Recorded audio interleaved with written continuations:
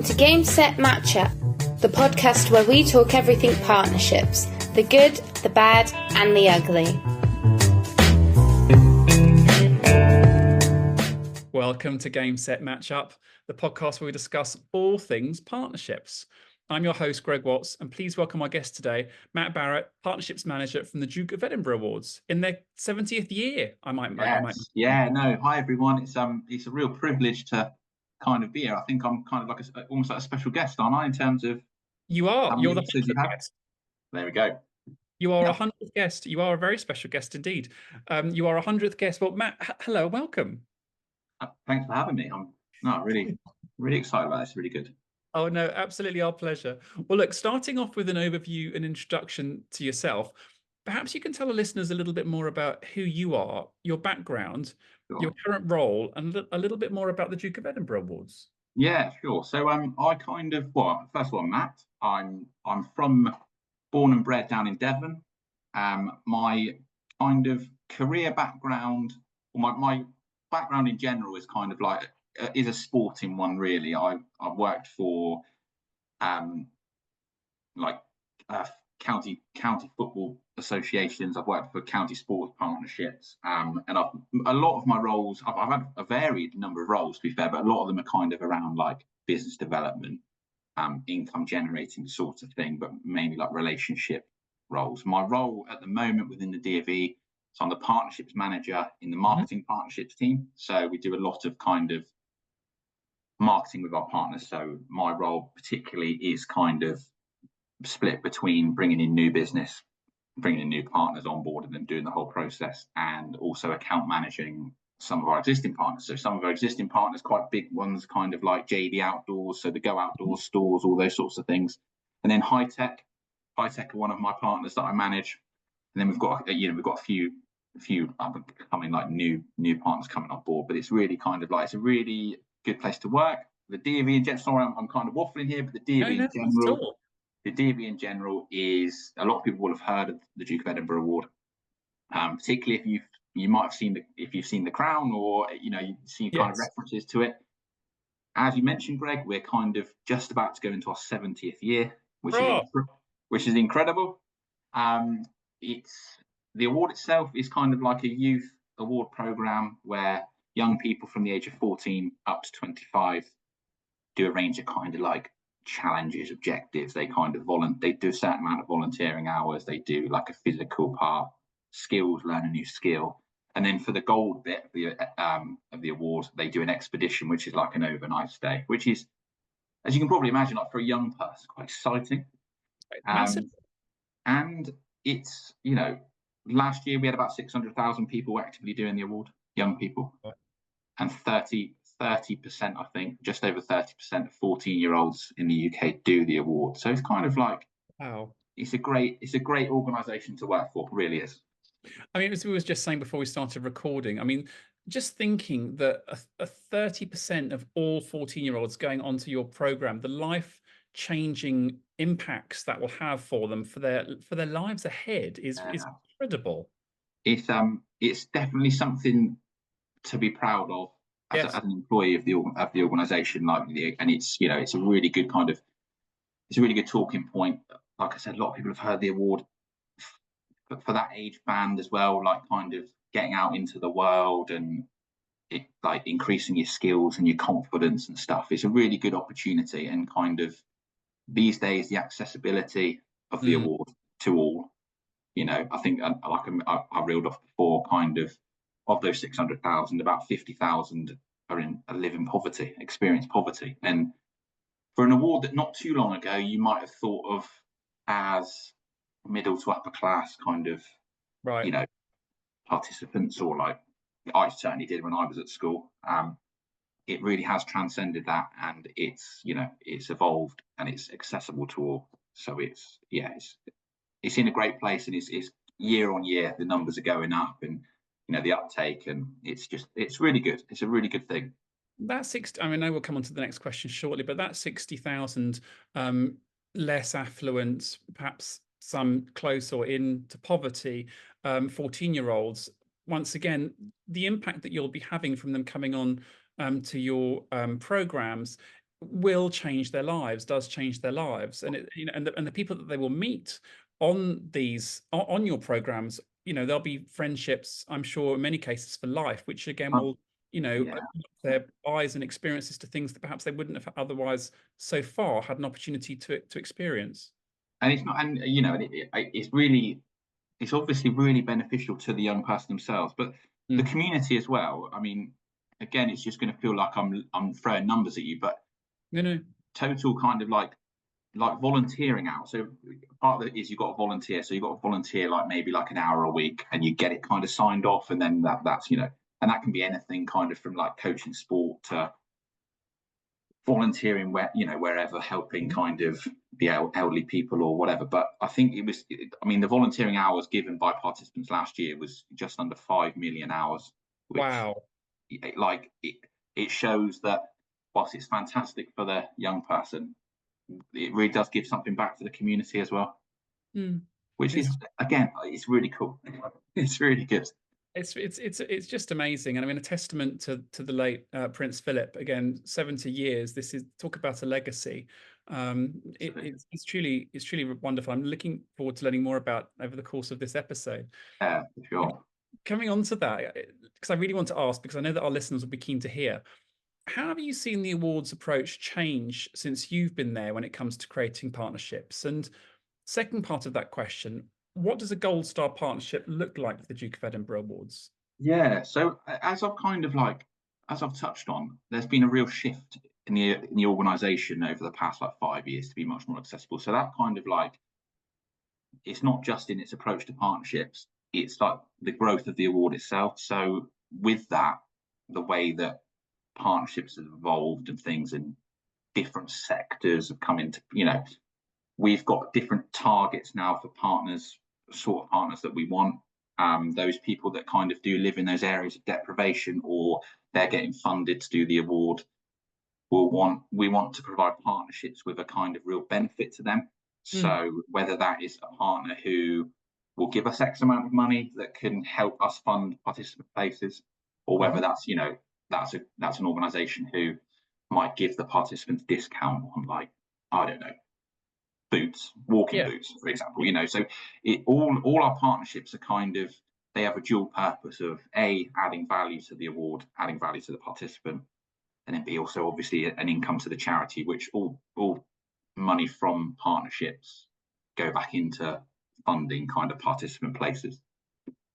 Which, it kind of, over time, that over the last 5 years in particular, partnerships and the approach has just become a lot more, it's become a lot more important, and it's, with a lot more aims around kind of that accessibility that I spoke about, the kind of the strategy of the organisation that has to feed into that.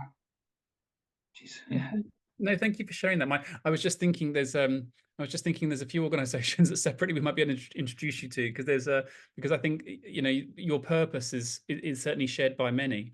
But I guess kind of, no, absolutely, of course, absolutely, we'll do. No, it's what we do.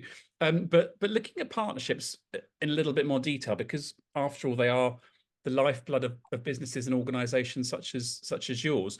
What's your definition of a business partnership, and how do you go about creating them? Yeah, so I think for me, kind of, I've kind of like I have a more people-led approach to kind of partnerships, into my kind of like definition. But I guess more formally, it's probably like is a relationship between two organisations, two people, with a shared kind of aim of like growth, and that growth can be of any kind, really. It can be obviously financial, but also could be like brand awareness and things like that.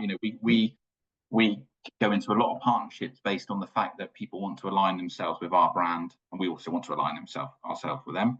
So kind of, and we're as of those numbers about participants, we've got a massive kind of network of participants and a market that some people want to have their brand shown to. So I think that for me, kind of the key part is partnership.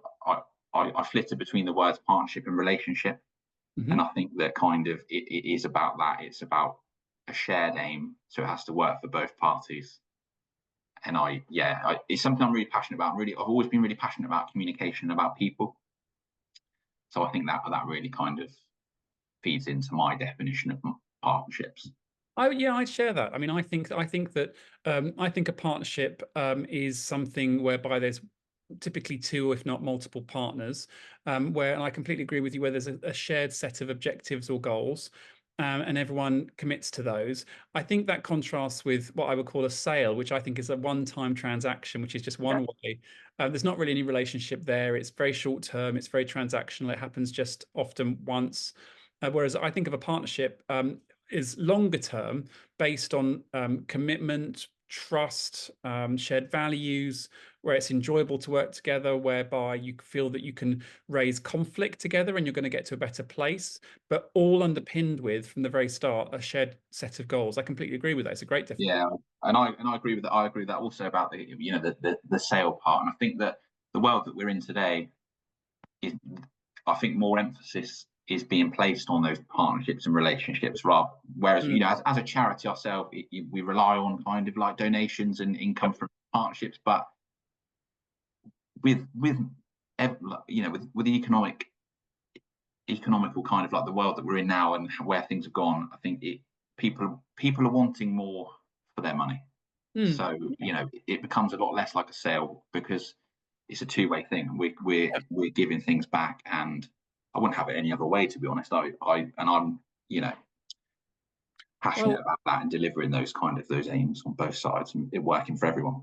No, I agree with you. I mean, I think that's really interesting view on it, in terms of how partnerships are evolving in the not-for-profit space, in that the donor, even whether they're donating money or something else, whether it's clothing or materials or equipment, whatever it might be, it's important they get something back as well, because otherwise it is still one way. And I think and to make for a long-term relationship, both groups have to get something back, which I don't think is unreasonable. And I think that benefits both parties, or all parties, in the long term. Yeah, for sure. And I think like my role in particular, in the team that I sit, is like in the marketing partnerships team. So a lot of our partners will basically, they're kind of like paying for a service, but we're giving them coverage, and we're promoting them through our channels, all sorts of marketing, all kinds of marketing ways. So they're getting real value and they're getting added value as well. A lot of things of kind of like around the brand and how they can, but it's definitely not a one-way street with partnerships with us, and like I said, I love it. I'd much rather be in a relationship role than a sales role. I'm equally biased. I think it's much more enjoyable for a whole set of reasons. Yeah, absolutely. Well, that kind of, again, brings us on to the next question very neatly. So for all the budding partnerships people listening, looking back at your earlier career, what advice would you give to your younger self starting out? Perhaps the do's and don'ts of partnership creation and development.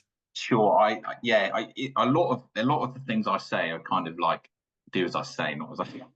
Hardly. I think kind of, look, for me, if I was to speak to my younger self, it would be kind of, being from a sporting background, I talk about a lot about kind of like victories and defeats, and I think that like a really successful, positive partnership, I see as like a victory.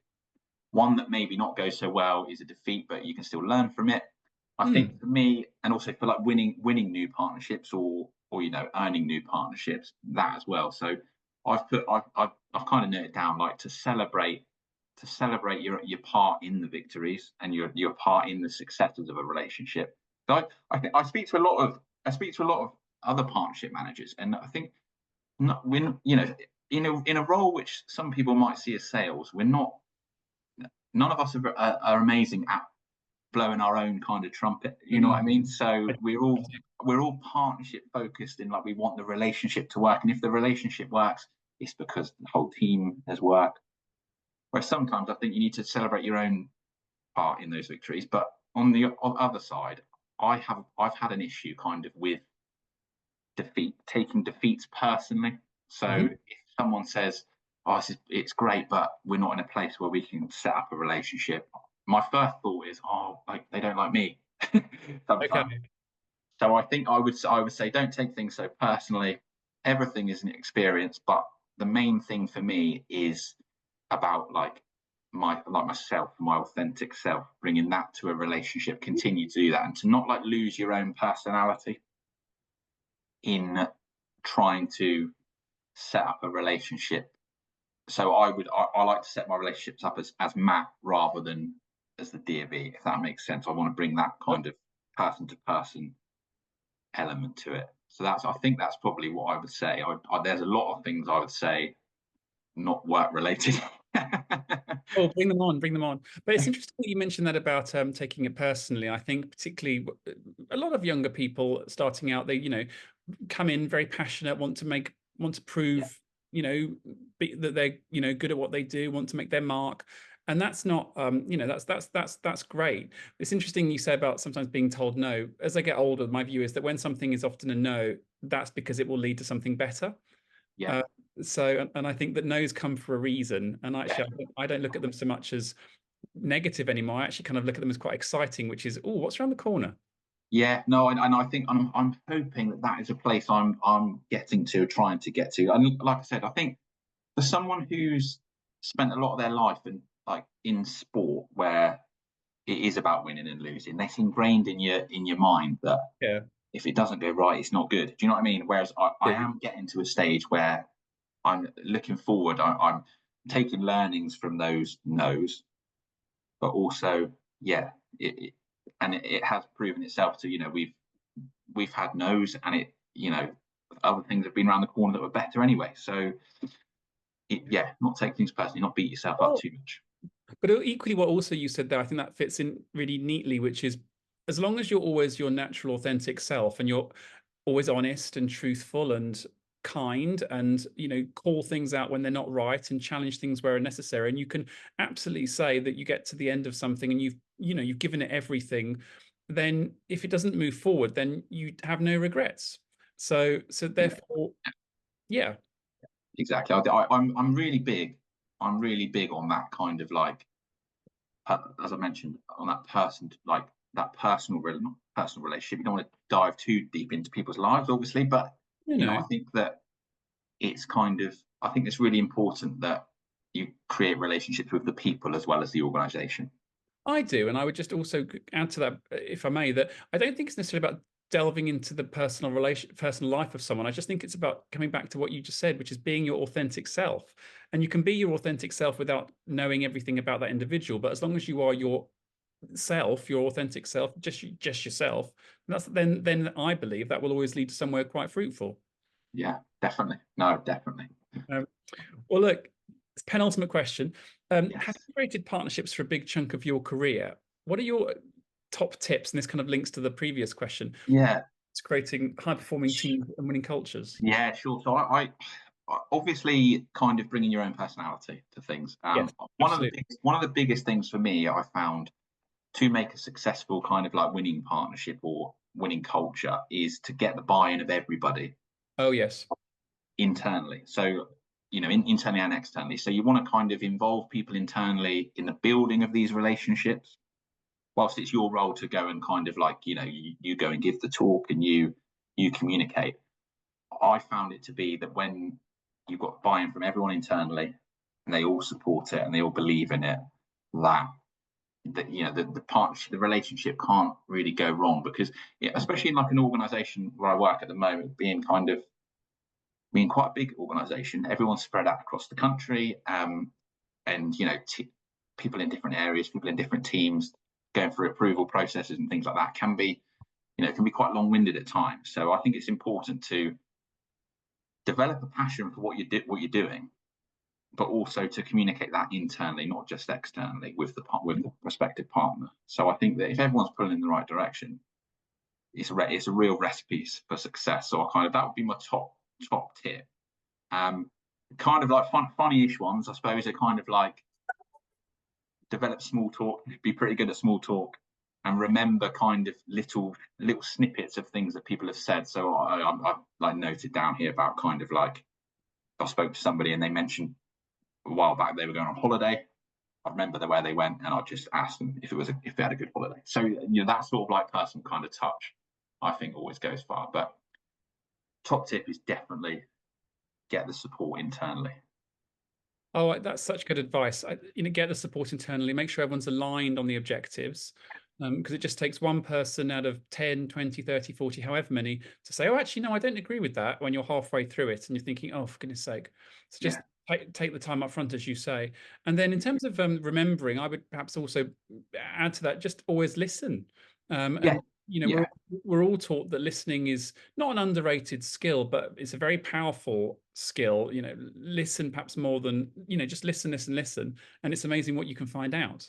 yeah. No, 100%, 100%. And I've always kind of prided myself on the fact that I am a good listener, and Mm, I've just, conversation just seems to flow, and but I do take things in that yeah, I really I thoroughly enjoy what I do, and the main part of it being the people, the yeah, people that you meet, the people that you must be the same. I guess I am.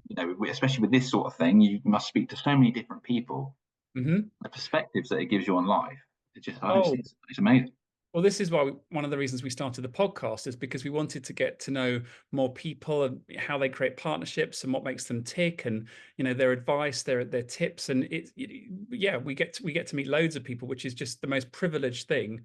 Yeah, It's wonderful, and I think that's how people grow, is by meeting more people, listening, understanding, and definitely.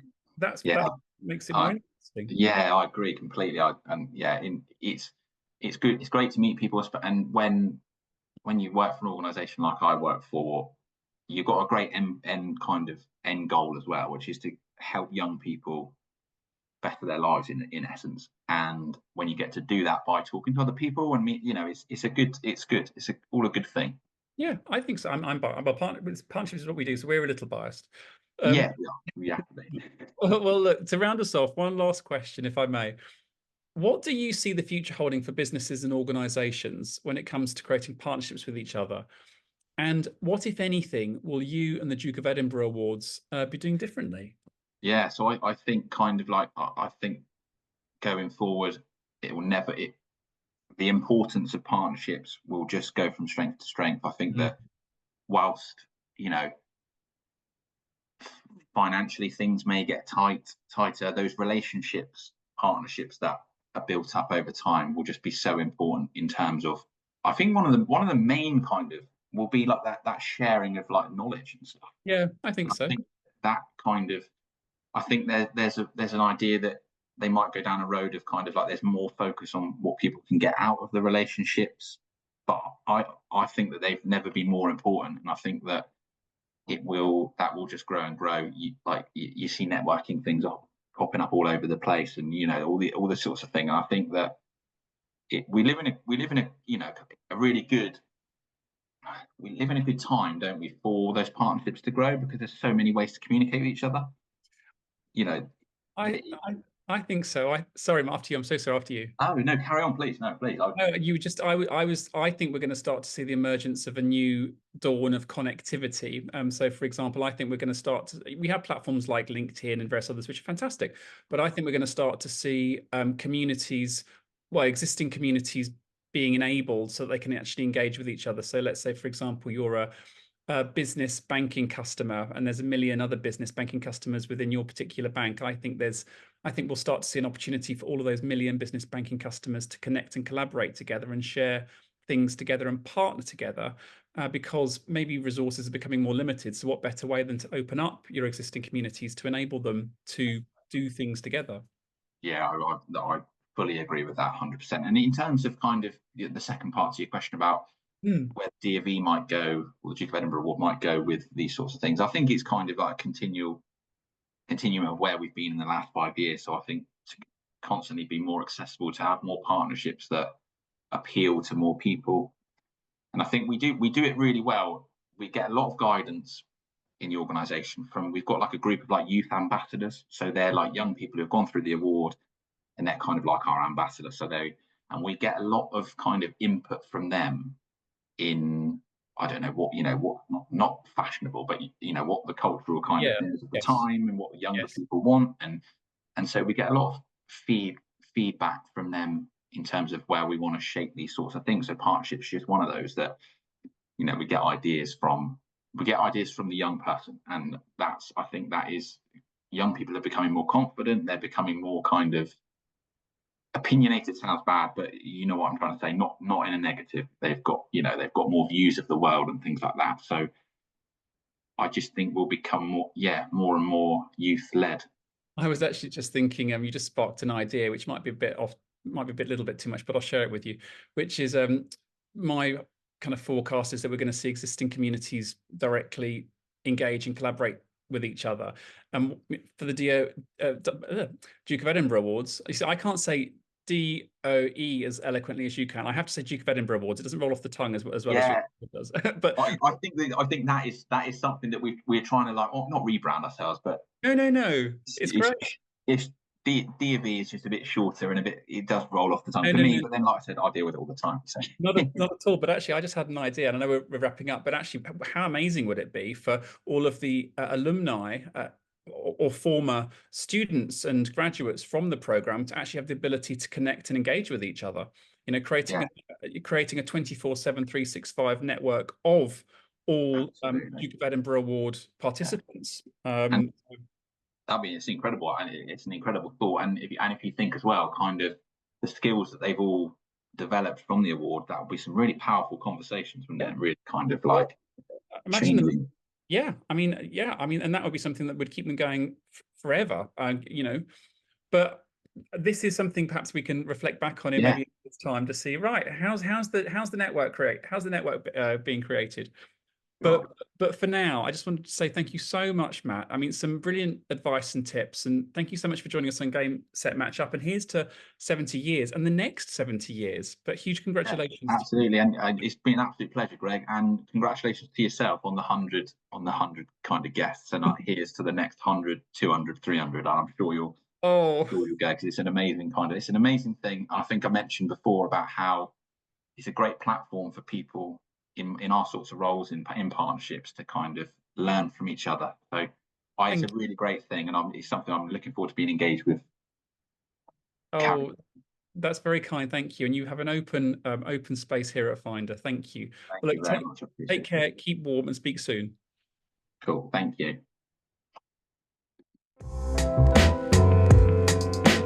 Thanks for joining this week's Game Set Matchup. Tune in to hear more about the need to knows and the do's and don'ts when it comes to creating successful business partnerships.